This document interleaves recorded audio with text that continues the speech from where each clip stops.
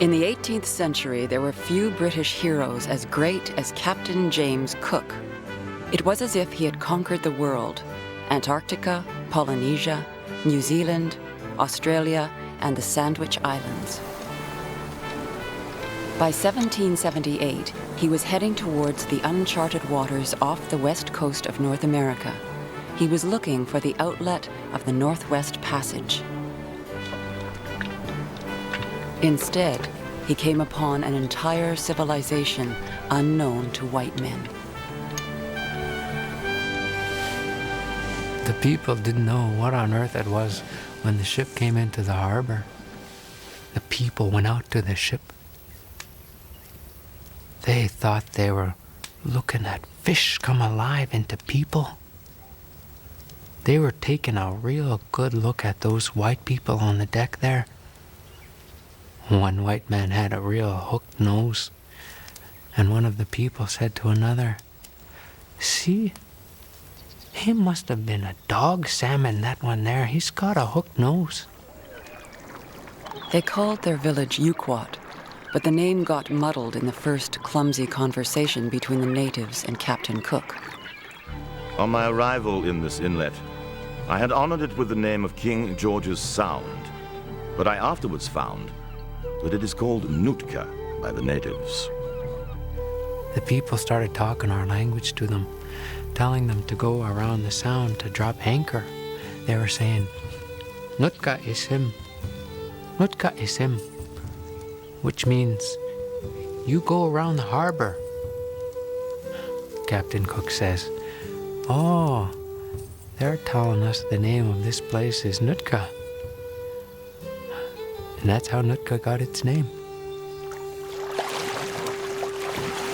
A great many canoes filled with natives were about the ships all day, and trade commenced betwixt us and them, which was carried on with the strictest honesty on both sides. The articles which they offered for sale were the skins of various animals.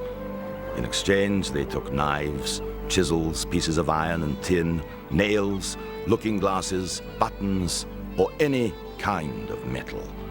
Nothing would go down with our visitors but metal. Before we had left the place, there was hardly a bit of it left on the ships, except what belonged to our necessary instruments.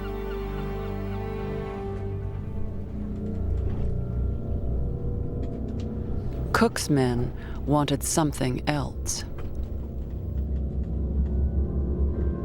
They offered pewter plates and cutlery so that women would be brought to the ships. Two of the officers joined in, David Samwell and Charles Clerk. These are the dirtiest set of people I've ever met with. They're continuously rubbing their faces and bodies all over with one set of filth or another. On this constant repetition, the dirt is so ingrained in the skin that it's absolutely hard to tell what colour our good Mother Nature originally gave them. The girls, who, in order to render themselves agreeable to us, are taking great pains to rub their faces and hair with red ochre. However, our young gentlemen were not going to take this as an obstacle.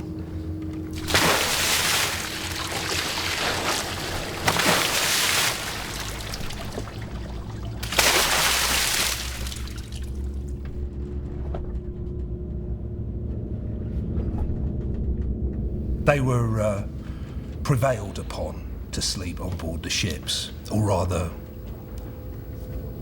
they were forced to it.